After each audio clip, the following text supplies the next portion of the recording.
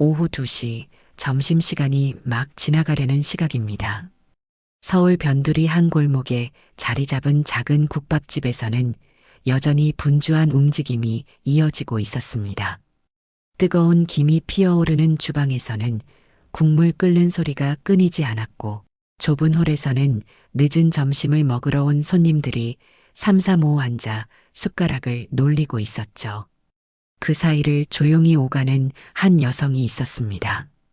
오영숙, 올해 60을 맞은 그녀는 회색빛 앞치마를 두르고 머리를 질끈 묶은 채 테이블 사이를 누비며 주문을 받고 있었습니다. 얼굴에는 세월의 흔적이 깊게 새겨져 있었지만 손님들을 대하는 그녀의 눈빛만큼은 언제나 따뜻했습니다. 여기 순대국 하나 더 주세요. 한 손님이 말하자 영숙은 고개를 끄덕이며 주방 쪽으로 향했습니다. 그때 주방에서 나온 젊은 직원이 작은 목소리로 물었습니다. 회장님, 오늘도 직접 나오셨네요? 영숙은 잠시 손을 멈추고 홀을 둘러보았습니다. 국밥을 후루룩 마시는 사람들, 김치를 아삭아삭 씹는 소리, 그리고 만족스러운 표정으로 식사를 마치고 나가는 손님들의 모습이 그녀의 눈에 들어왔죠. 사람들 얼굴 보면 마음이 놓입니다. 내가 여기까지 온 이유니까요. 그녀의 마음속에는 아직도 선명하게 남아있는 기억이 하나 있었습니다. 어린 시절, 추운 겨울날 종이를 주우며 하루하루를 버텨내던 때의 일이었죠. 9살 영숙은 굶주림에 지쳐 길가에 쓰러져 있었습니다. 그때 어떤 국밥집 할머니가 다가와 따뜻한 국밥 한 그릇을 건네며 말했던 것입니다. 굶지 마라. 그것만은 꼭 기억해라. 그 한 그릇의 국밥이 어린 영숙의 생명을 구했고 동시에 그녀의 인생 목표를 만들어 주었습니다. 아무도 굶게 두지 않겠다는 그 단순하면서도 강력한 다짐이었죠. 그래서 영숙은 지금도 매일 이곳에 나와 직접 서빙을 하며 손님들을 맞이했습니다. 회장이라는 자리에 앉아 있을 수도 있었지만 그녀에게는 현장에서 사람들과 마주하는 것이 더 중요했습니다. 국밥 냄새가 배인 앞치마를 메고 뜨거운 그릇을 나르며 배고픈 사람들에게 따뜻한 한 끼를 제공하는 것 말입니다. 그런 평범한 오후 가게 문이 거칠게 열리며 한 남성이 들어왔습니다. 중년의 사내는 정장 차림이었지만 어딘지 모르게 품위가 없어 보였습니다. 눈빛은 차갑고 오만했으며 입가에는 불만이 가득한 표정이 걸려 있었죠. 그는 테이블에 주먹을 쾅 내리치며 자리에 앉았습니다. 영숙이 물수건과 물컵을 들고 다가갔습니다. 어서 오세요. 무엇을 드릴까요? 그녀의 목소리는 여전히 다정했지만 남성의 첫인상에서 느껴지는 불편함을 감지하고 있었습니다. 하지만 수십 년간 서비스업에 종사해온 그녀는 어떤 손님이든 똑같이 대해야 한다는 원칙을 지키고 있었죠. 돼지국밥 하나 빨리 해줘요. 시간 없거든요. 남성의 말투는 명령조였습니다. 마치 영숙을 자신의 하인처럼 여기는 듯한 태도였죠. 영숙은 침묵했지만 고개를 끄덕이며 주방으로 주문을 전달했습니다. 평소보다 손님이 많았던 탓에 음식이 나오는데 시간이 걸렸습니다. 그 사이 남성은 계속해서 짜증을 냈습니다. 시계를 보며 혀를 차고 테이블을 손가락으로 두드리며 불만을 표현했죠. 다른 손님들도 그의 행동에 불편함을 느끼기 시작했습니다. 드디어 돼지국밥이 나왔을 때 남성의 얼굴은 이미 붉게 달아올라 있었습니다. 이게 뭐야? 이렇게 늦게 나와? 그의 목소리가 가게 전체에 울렸습니다. 영숙은 정중하게 사과했습니다. 죄송합니다. 손님이 많아서 조금 늦었네요.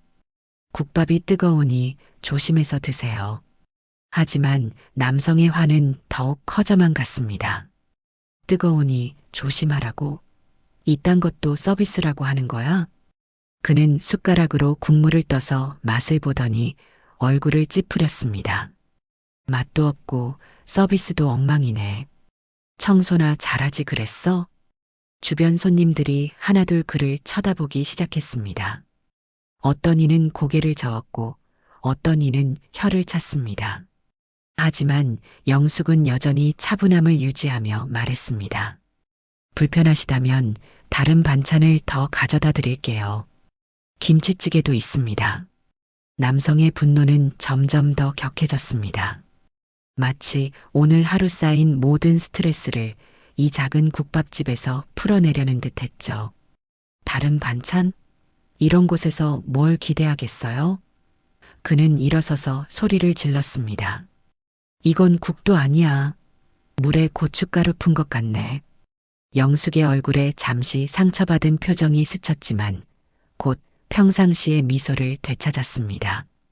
그녀는 이런 상황을 수없이 겪어봤습니다. 사람들은 각자의 사정이 있고 때로는 그 감정이 엉뚱한 곳에서 터져나오기도 한다는 것을 알고 있었죠. 죄송합니다.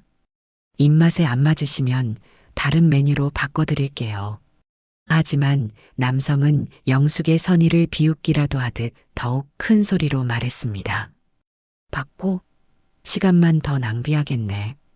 당신 같은 사람이 서빙하니까 이런 거 아니야? 나이도 나이인데 다른 일이나 찾아보지 그래.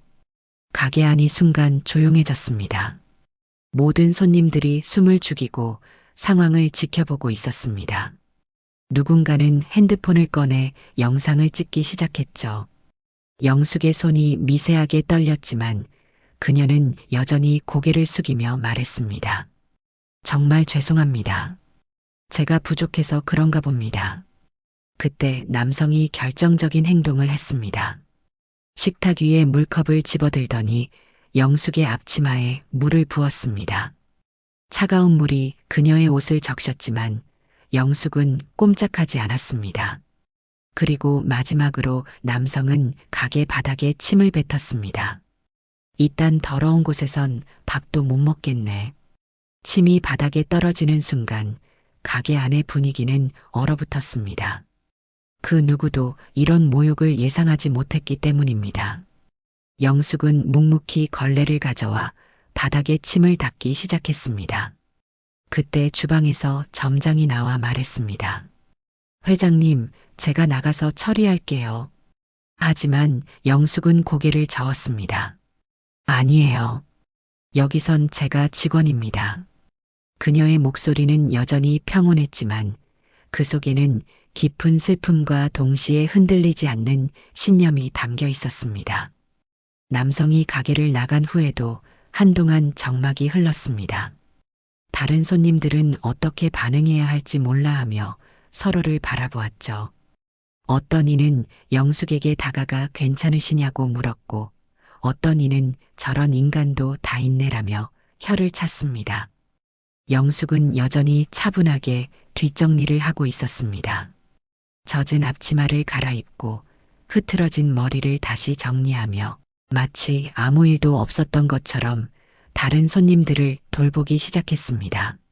하지만 주방 직원들의 얼굴에는 분노와 걱정이 동시에 서려 있었습니다. 회장님, 정말 가만히 두시는 거예요? 젊은 직원이 참지 못하고 물었습니다. 영숙은 잠시 손을 멈추고 그를 바라보았습니다. 화가 난 사람에게 화로 대응하면 더 큰 화만 생겨요. 그보다는 그 사람이 왜 그렇게 화가 났는지 생각해 보는 게 좋지 않을까요? 하지만 직원들은 이해할 수 없다는 표정이었습니다. 분명히 회장님은 이 모든 가게의 주인이었고 충분히 그 남성을 혼낼 수 있는 권한과 능력이 있었습니다. 그런데 왜 그렇게 당하고만 있었던 걸까요? 영숙은 그들의 마음을 이해했습니다. 젊은 직원들에게는 당연히 화가 나고 억울한 일이었죠. 하지만 그녀에게는 더 큰 그림이 있었습니다. 한 사람의 잘못된 행동 때문에 이곳을 찾는 모든 손님들이 불편해해서는 안 되었고 무엇보다 이런 일로 인해 직원들이 손님을 대하는 마음가짐이 바뀌어서는 안 되었습니다. 우리는 음식을 파는 사람들이 아니라 마음을 나누는 사람들이에요. 영숙이 조용히 말했습니다. 그 사람도 언젠가는 우리의 마음을 알게 될 거예요. 하지만 그녀의 마음 한구석에서는 다른 생각이 들고 있었습니다. 이런 일이 계속 반복된다면 직원들의 사기가 떨어질 수밖에 없을 것이고, 그것은 결국 손님들에게도 좋지 않은 영향을 미칠 것이었습니다. 그날 밤 영숙은 오랫동안 잠들지 못했습니다. 다음 날 아침 평소보다 이른 시간에 국밥집 앞 도로에 평범하지 않은 광경이 펼쳐졌습니다.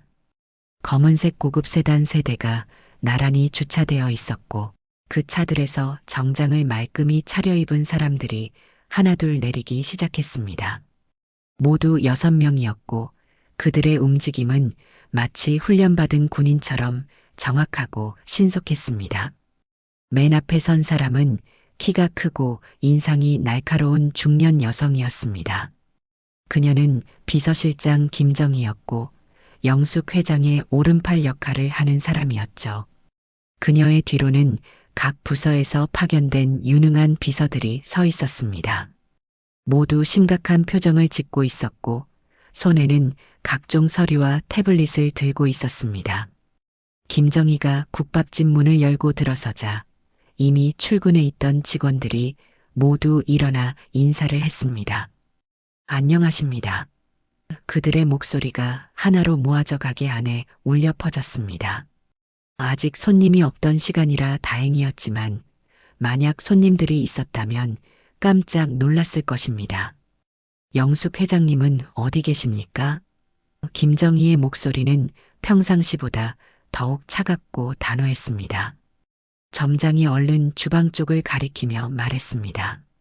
아직 준비 중이십니다. 그때 영숙이 앞치마를 두른 채 나타났습니다.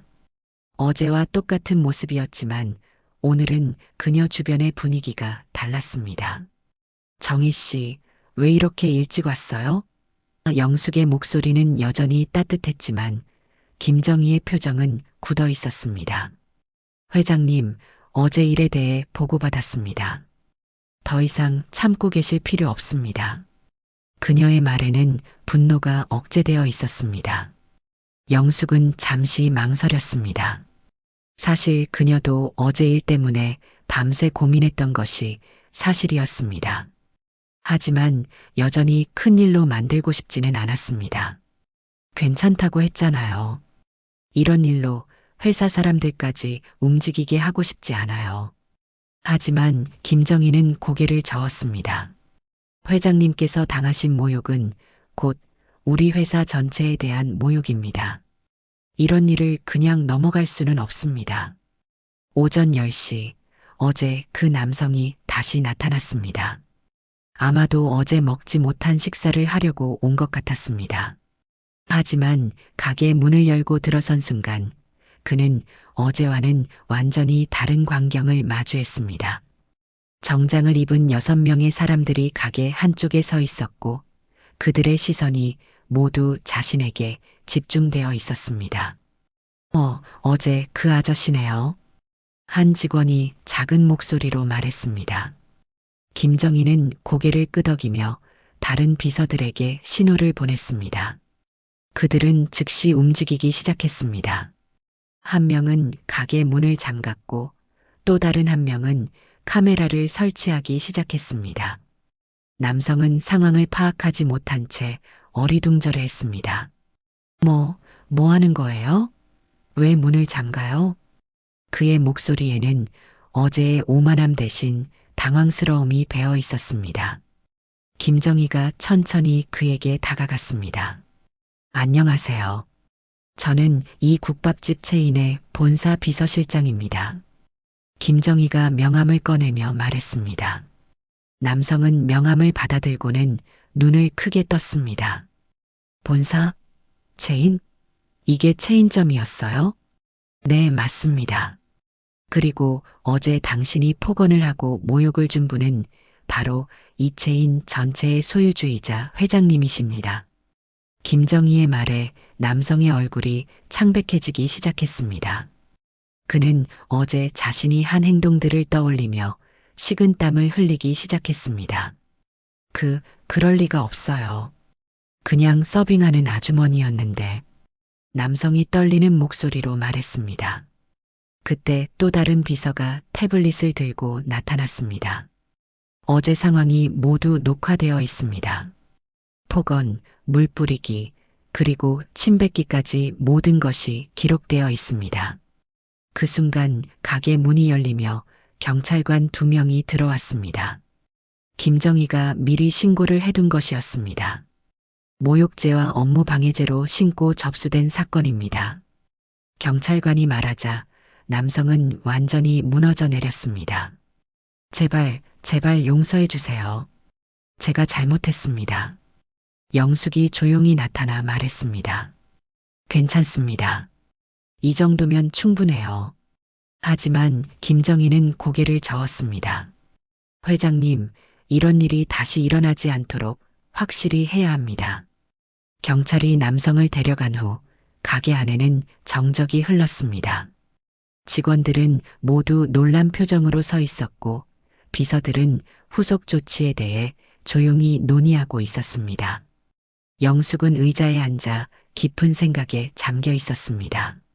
모든 직원들 잠시 모여주세요. 영숙이 말하자 국밥집에서 일하는 모든 사람들이 그녀 앞에 모였습니다. 주방장부터 막내 서빙 직원까지 그리고 본사에서 온 비서들까지 모두 그녀의 말을 들으려고 귀를 기울였습니다. 저는 어릴 때 굶어 죽을 뻔했어요. 영숙이 조용히 말하기 시작했습니다. 그때 한 분이 저에게 국밥 한 그릇을 주셨습니다. 그 한 그릇이 제 생명을 살렸고 지금의 제가 있게 해준 거죠. 그녀의 목소리에는 깊은 감정이 담겨 있었습니다. 그 이후로 저는 다짐했습니다. 아무도 굶게 두지 않겠다고, 누구든지 이곳에 오면 따뜻한 한 끼를 먹을 수 있게 하겠다고 말입니다. 직원들의 눈에 눈물이 맺히기 시작했습니다. 그들은 회장님의 이런 이야기를 처음 듣는 것이었습니다. 어제 그분도 분명히 힘든 일이 있었을 거예요. 그래서 저런 행동을 한 것이겠죠. 물론 잘못된 행동이었지만 저는 그분을 미워하지 않습니다.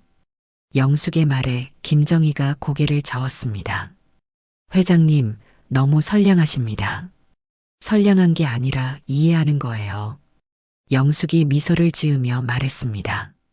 우리가 하는 일은 단순히 음식을 파는 게 아니라 사람들의 마음을 치유하는 일입니다. 배고픈 사람에게는 음식을, 외로운 사람에게는 따뜻함을, 화난 사람에게는 평온함을 주는 것이 우리의 역할이죠. 젊은 직원 하나가 손을 들고 물었습니다. 그럼 회장님은 왜 직접 서빙을 하시는 거예요? 영숙은 잠시 생각한 후 대답했습니다. 사무실에 앉아서는 손님들의 진짜 마음을 알 수 없어요. 직접 음식을 나르고 대화를 나누고 때로는 이런 일도 겪어봐야 진짜 서비스가 무엇인지 알 수 있습니다. 며칠 후 영숙은 또 다른 지점에 나타났습니다. 이번에는 시내 한복판에 있는 번화가 매장이었습니다. 역시 같은 차림으로 회색 앞치마를 두르고 머리를 질끈 묶은 채 서빙을 하고 있었습니다. 새로운 직원들은 처음에는 그녀가 회장인 줄 모르고 선배 직원으로 생각했습니다. 언니, 오늘도 일찍 오셨네요. 신입 직원이 말하자 영숙은 환하게 웃었습니다. 사람들이 맛있게 먹는 모습 보는 게 좋아서 그래요. 그때 옆에 있던 다른 직원이 작은 목소리로 귀띔했습니다. 언니가 아니라 회장님이야. 신입 직원의 눈이 동그래졌습니다.